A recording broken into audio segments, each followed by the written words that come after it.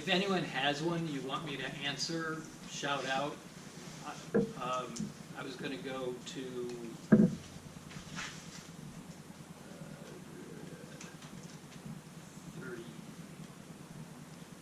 Oh,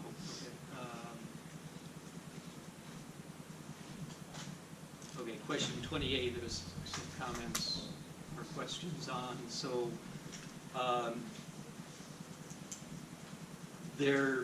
the question was actually a little vague, so there are multiple answers that would have been okay.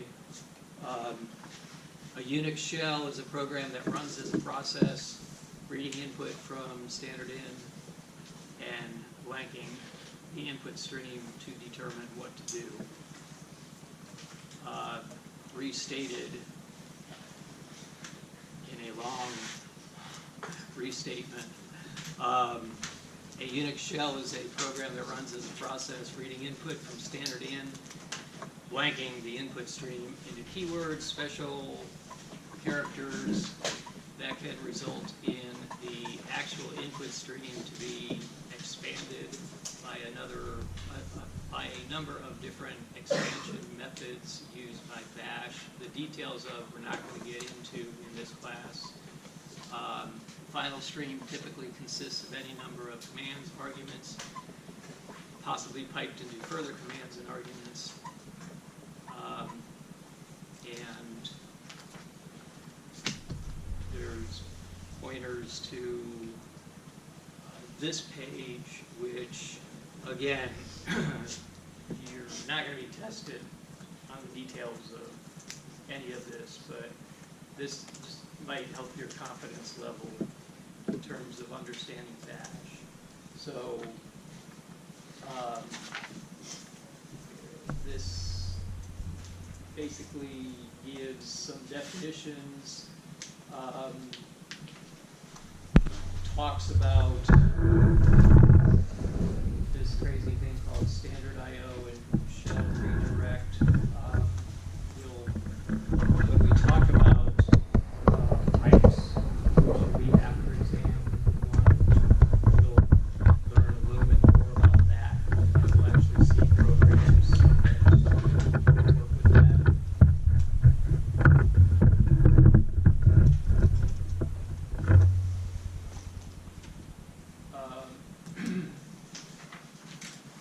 Okay, so this is, again, just useful to keep in the back of your head.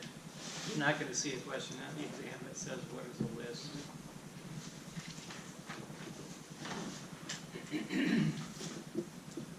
Yes? What was the desired answer for 28? What you were just talking about? Yeah, okay, that's good.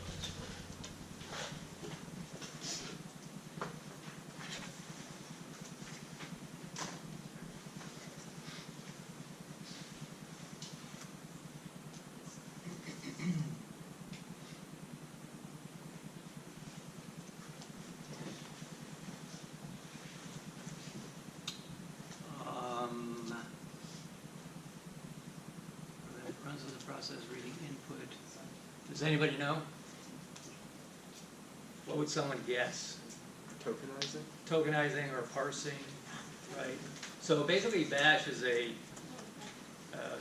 effectively a programming language, right? It's an interpretive programming language, but it's going to do things that, for example, C is going to do. It's going to look at the stream, or it's going to look at the line, and based on the syntax of the language, it will do the right thing.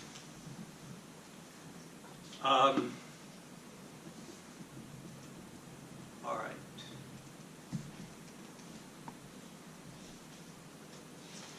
So in Bash, as in any shell, it comes with a number of environment variables, and that was the question here. Two examples of shell Bash variables, like path, or what's another one?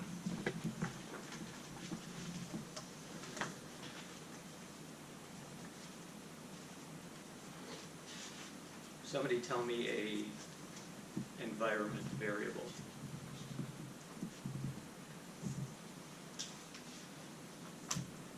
So one way to see them all. So how many Windows users are there? Okay, so if you're running Windows 10, you can download from Microsoft Ubuntu, and it's pretty close. The missing pieces would be like all the networking. It's different, but it runs Bash, and it can be convenient. All right, so okay, so in my Bash, the instance of Bash that's running in this process, these are all of the environment variables that have been set. And so to display a particular one, echo $, let's say path, and it shows the value of that variable. In Bash, you can create a variable, right? Just say x equals 2, and we can show x.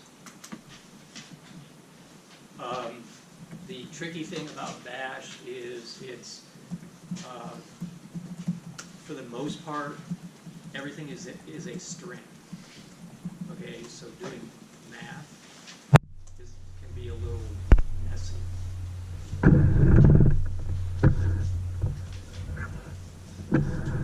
Okay, but so the answer to that question, example environment variables would be log name, path, or bin.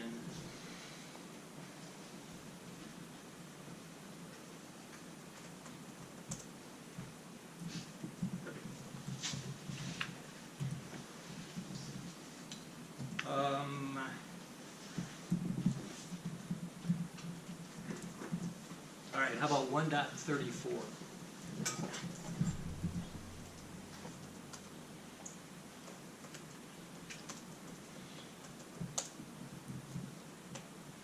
So a summary of the following Bash script. Select the one correct answer. So reading this, it's history, which is a command, and its output is being piped to grep, which is another command. And the parameter to grep is nmcli, and we're piping that to a program called word count. So what do you think the answer is? The third one. Shows the number of times that the user has issued a command involving nmcli in recent history. So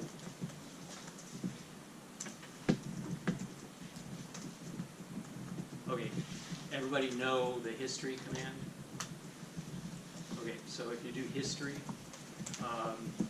you'll get sometimes a big old list of all of your commands that you've been typing. There's some useful things we can enter in bash.bashrc that make it a little bit more useful. Typically, if you have multiple sessions, multiple terms, that you could set it up so that the history is on a per term basis, or you could set it up so that there's a single aggregated history. Okay. But there's Bash provides a whole syntax for being able to manipulate items in the history list. And we're doing one of the simplest items, which would be, we're looking for something that we've done in the past because we can't remember the syntax of what we have to type. If you wanted to run one of the commands that's in history, all you have to do is bang and the number. 18252. 18252. So in this case, we're doing history grep. Who's familiar with grep? Okay, it's one of these super useful commands that is super complicated. Okay,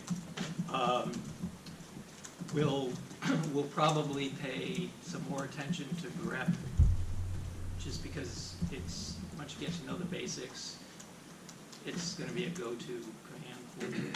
Another super useful command is the find command. There's a way, there's a million parameters to the find command, but it literally will let you be extremely precise in terms of what you're looking for on the machine. So like, what I use find for very frequently is find the set of .c files that have been modified in the last 2 days. Did you have a question? Yeah, I was just curious, how, when you hit history, how far does it go back? Okay, that's a good question. And So because on mine it has 500, yours is 18,000. Okay. Is there a... right. So in you can tune it. You can set the size of history. So in my bash RC, if I search for history, okay, so I've specifically set the size to hold 30,000 commands, and that's much bigger than the default, I believe.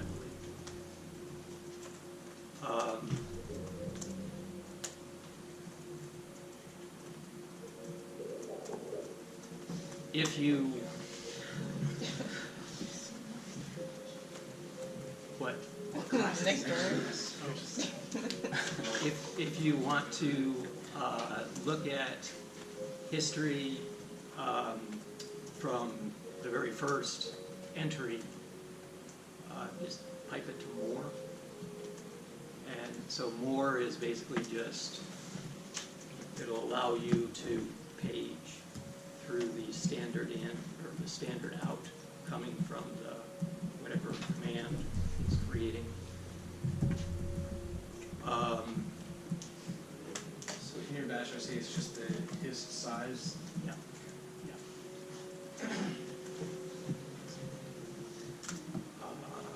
Let's see.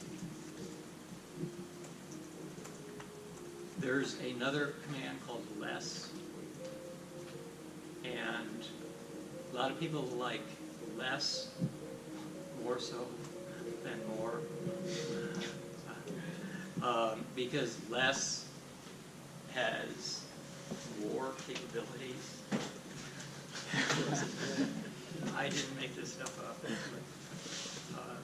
It's actually, less is more like, it gives you some VI capabilities, right? And so it's just more powerful.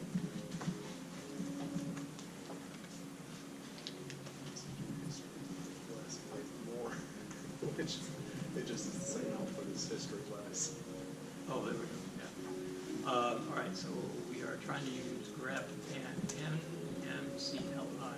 All right, I'll talk about NMCLI in a second. It stands for Network Manager Client Interface. So pull that up. So if we just issue history grep NMCLI, it's going to show all the invocations I've done using NMCLI. If I pipe that to WC. So WC is word count, very useful program, tells you the number of lines, number of words, and number of bytes. So the first one is how many times you've used it? Correct. Yeah, exactly. Yeah, and there's parameters all over the place. Dash L just says, I'm interested in just the number of lines. So network management in Linux is usually done in one of two ways. There is something called the network manager, and so that would be, if we click on the little icon that represents networking, we could do things from here, obviously, as enable networking, edit connections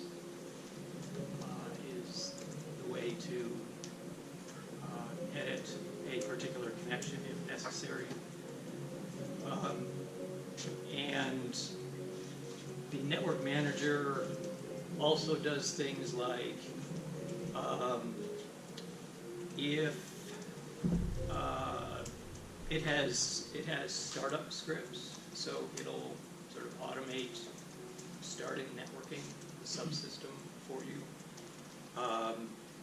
But it primarily provides a user interface to be able to control networking.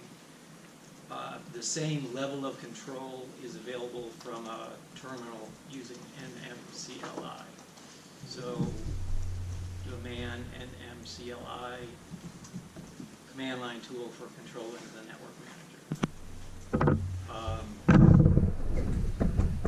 And again, as we continue in our semester, we'll make use of this NMCLI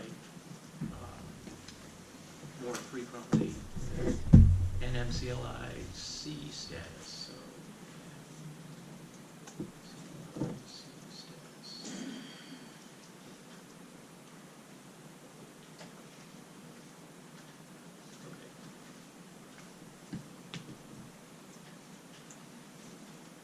Okay, so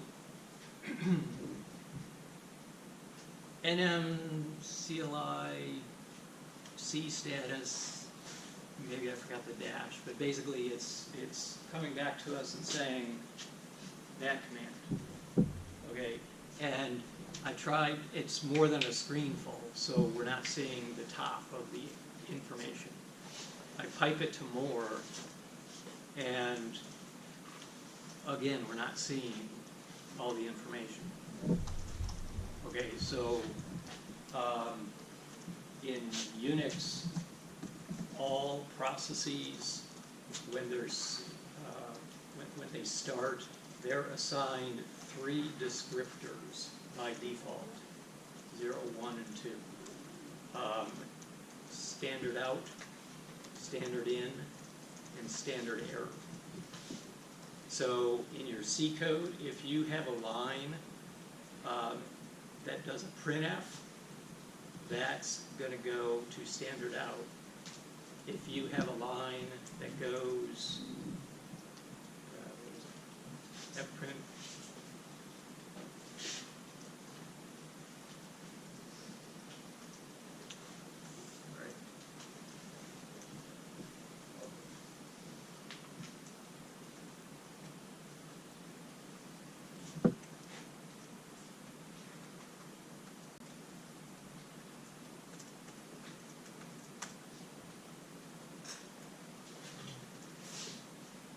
okay, so if your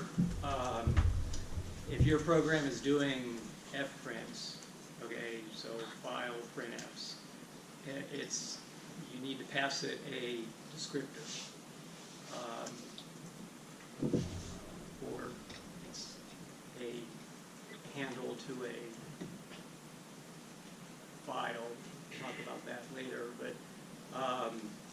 can specify standard out or standard error.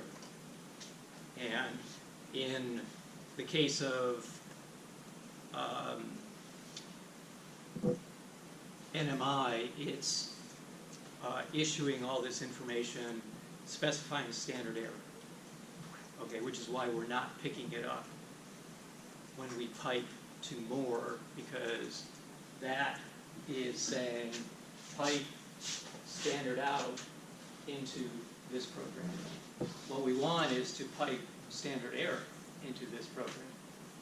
Or even better, we want to pipe standard error to standard out, and then pipe standard out to more. That way we get both. So, see if I can do this without screwing it up. All right, so the descriptors opened by default 0, 1, and 2. 0 must be standard in, 1 must be standard out, 2 is standard error. So we're going to say redirect standard error to standard out. And now redirect standard out to more. And it didn't like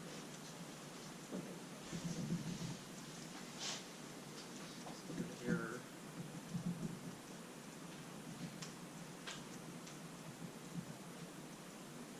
See, I shouldn't be making stuff up as I'm giving a lecture here.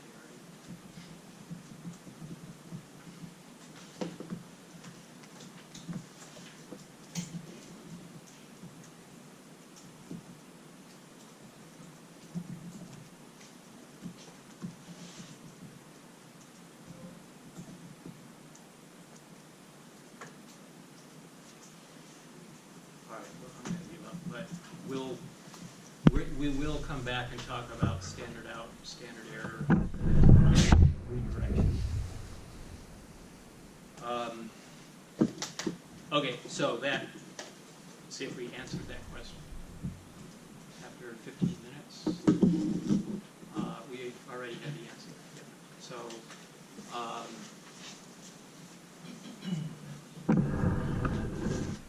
all right, so let me switch to section 2, because I can go through a problem. Yes? Can you go over 35 real quick? Yeah. Okay, in order for computers directly connected to communicate, sending side something, blank data into changes in, oh, okay. This would be, all right.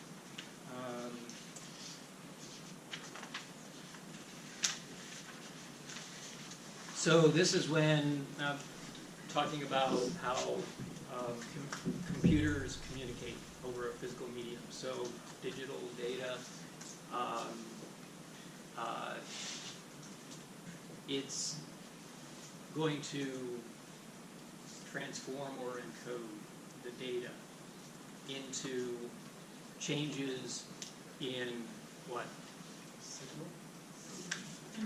Or energy. Changes in energy, which will propagate over the physical medium, eventually arriving at the receiving side. Yeah. So if on the test we said something similar but not necessarily, Yeah, you'll give credit. Okay. as long as it makes sense. Okay. And if the question is not precise enough, where I had something specific in mind, but it didn't come out that way, and if you answer it based on what you see, I wouldn't count it wrong.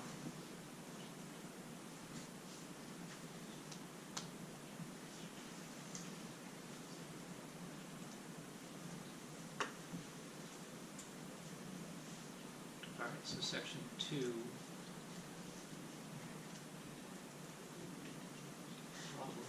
So basically, there's going to be probably 2 questions. One that'll be like something like this, 4 examples of these. And then the other will be related to classical IP version 4 addressing. Yes. So on these, can you say it's pretty safe to assume we need to know how to calculate throughput and transfer rate and stuff like that? Yes. And if we know how to do that, both the first one at least you should be able to do pretty easily. Yes. And this part's just configuration. Right. So like one of these, I think, asked for a throughput, didn't it? Mm-hmm. Which one was that?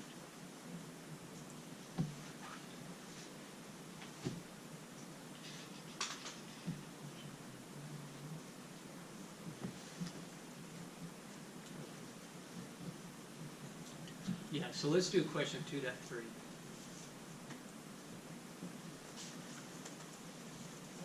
Even though this is like really long, don't let it intimidate you. It's all of these questions, you go about it the same way. Okay. Let's see. So there's I would give you a very simple network figure. In this case, it's there's a host, and it is connected by a network to a router, and that router is connected by another link to another host. And host 1 is going to send data to host 2. And so whenever I give a network diagram like this, I always need to specify for each link the data rate and the propagation delay.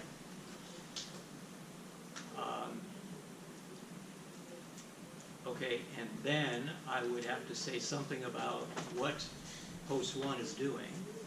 Okay, and so host 1 is, we'll say, running the client UDP echo program. So assume it's the one that's in simple UDP echo solution.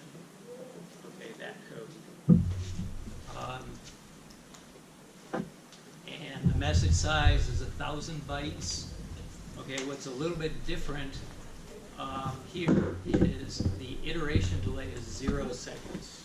So whenever we've looked at this in the past, we always pick iteration delay of like 1 second, right? Like, because that parameter is in microseconds, we specified it as 1,000,000. So we're going to specify it as 0, which means that the way that that application is going to work is here's the sender, here's the receiver.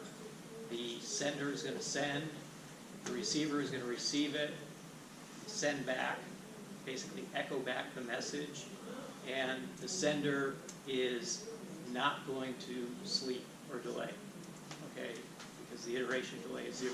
It's going to immediately send the next message.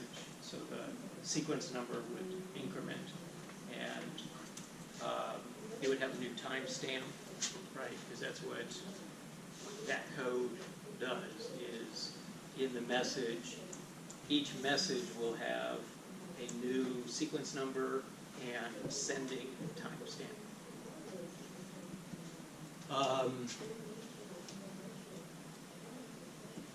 Okay, and we also set a timeout at the beginning of each send, probably using something like 2 seconds.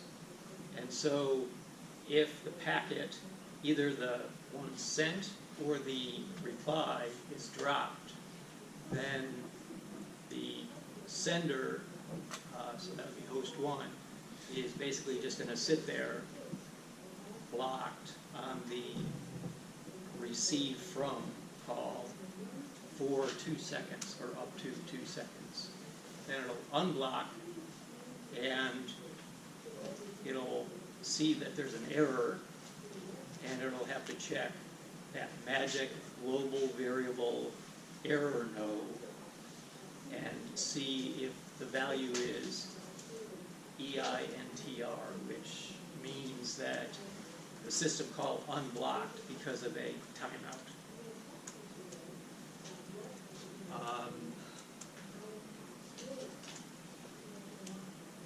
Okay, and I would have to say,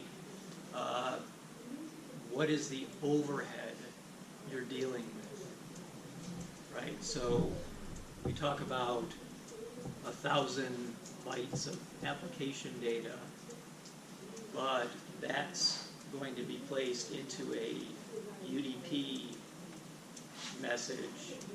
UDP adds 8 bytes of header. That is then going to be placed into a datagram, an IP datagram. IP adds a 20-byte header. That then is going to be placed into a frame at the link layer where there's a MAC header, and then there's the payload, which is where the IP datagram fits. And then there's 4 bytes of CRC data. So to simplify, I'm just telling you, assume that the size of the frame that's being sent over every single link is exactly 1,056 bytes. So basically 56 bytes of overhead is accounting for all of that. Okay.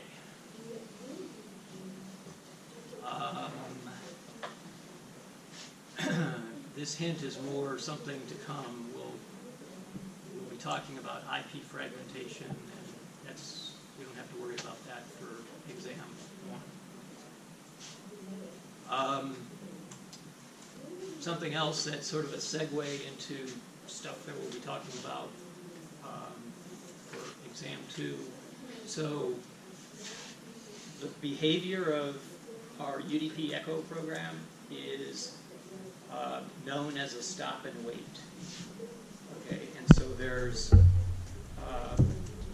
transport protocols, okay, whose job is to take data from an application and send it to the transport layer at the destination.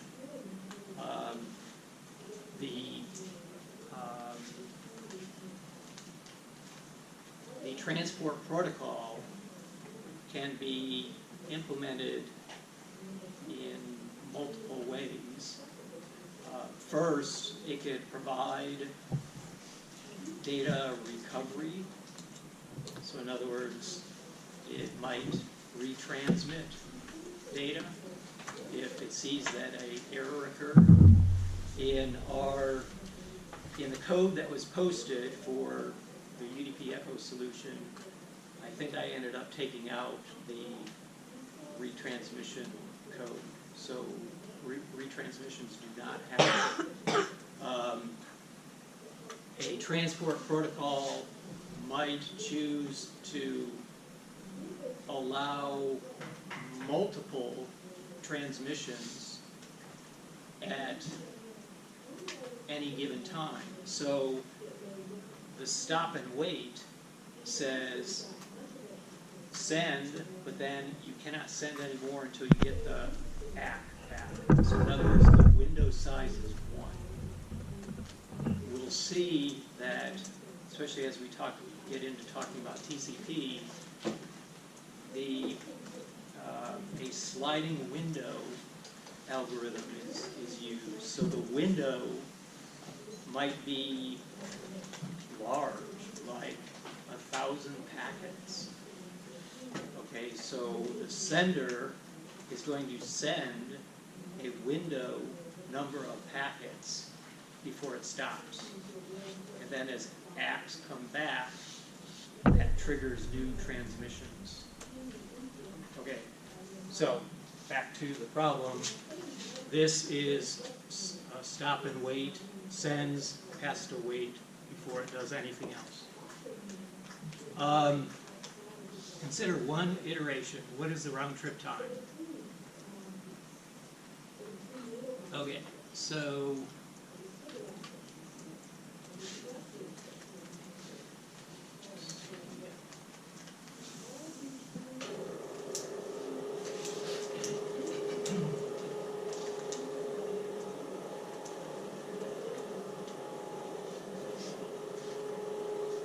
Who attempted this program, or this question? You didn't, okay. How did you go about doing it? So first I saw how long it would take from host 1 to the first router, and so I took 1056, and since it's bytes, I multiplied it by 8, because I think we need it in bits, right? And then I divided that by 1 billion. I think that's what a gigabit is a billion. Divide that by 1 billion, and then I multiplied that by, I think, 1 million. I think that's the number, and you get like 8.446, and then you have to add the 1 millisecond propagation delay, so it should bring it back up to 9.446. That sounds about right. Yeah. And then from router 1, basically through link 2 to host 2. This is the part I'm kind of having trouble with.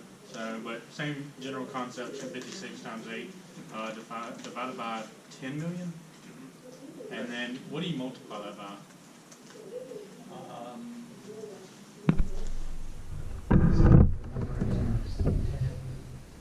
10 million, I think. 1056, yeah. So you multiply that by 8 and divide by 10 million there, I think. I'm pretty sure megabits a million. So 10 million. And so you're going to get like a 0.0088.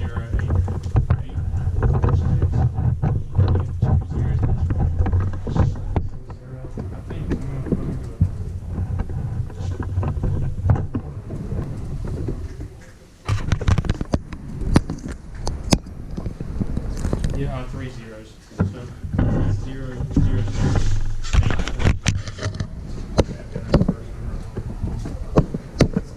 Either way, 3 zeros, 448. And so right here, I don't know what you multiply by, because if you multiply by 1 million, you're gonna get 844, and that just sounds off. Well, maybe it's not. Okay. All right. Okay. So that's the general idea. So the question asked the round trip time, and so I always would draw one of these little diagrams. So this is H1, this is H2, and we'll assume this is T0. We'll have to have the router in here.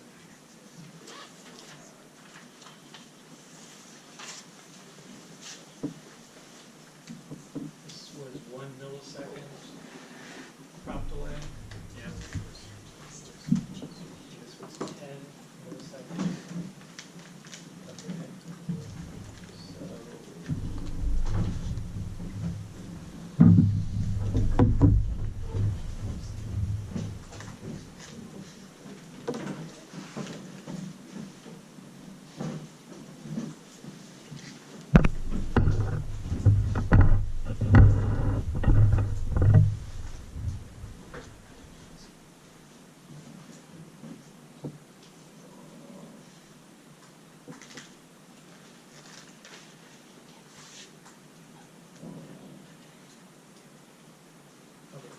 T0 is when the very first bit hits the wire, and T1 is when the very last bit hits the wire. So the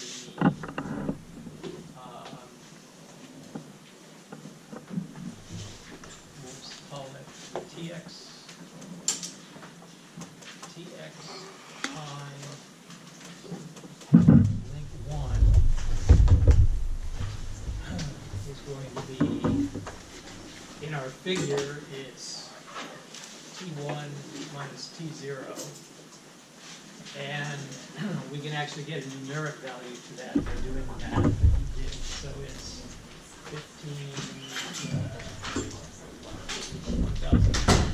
15 56 times 8 divided by 1, 2, 3. Okay, so it's going to be a pretty small number.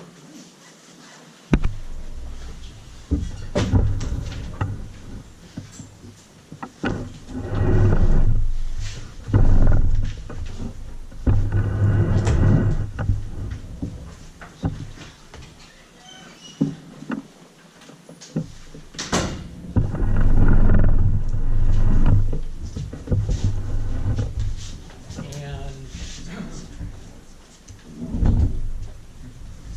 so that's that time. Then we call this time here T0 prime. T0 prime minus 0 is going to be the prop delay over link 1.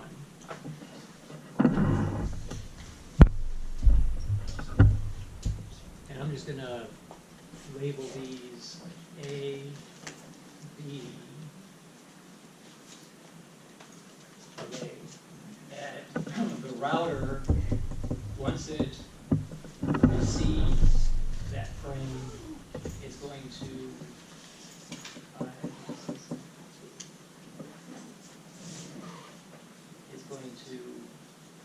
immediately send it. This is where the term store and forward comes in. So the router has to wait until the complete frame arrives, so it stores it, then it forwards it. So this time here would be T0 prime prime. So T0 prime prime minus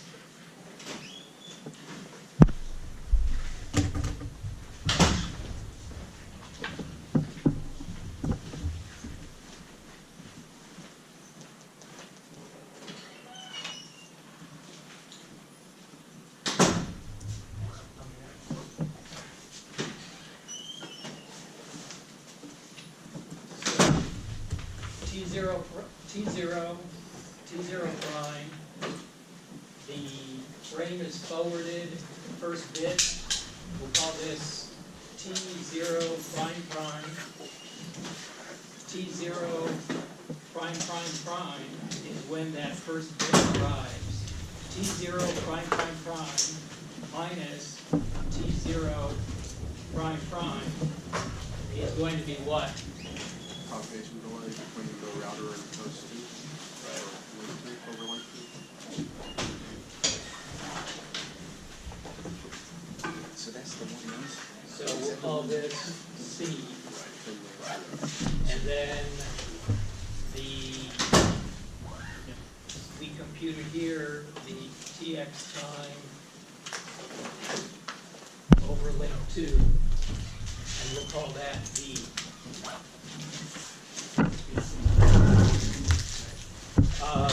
What is it coming back? Is it? Yeah, don't you Yeah. only send back 56 back? What do you have to send back?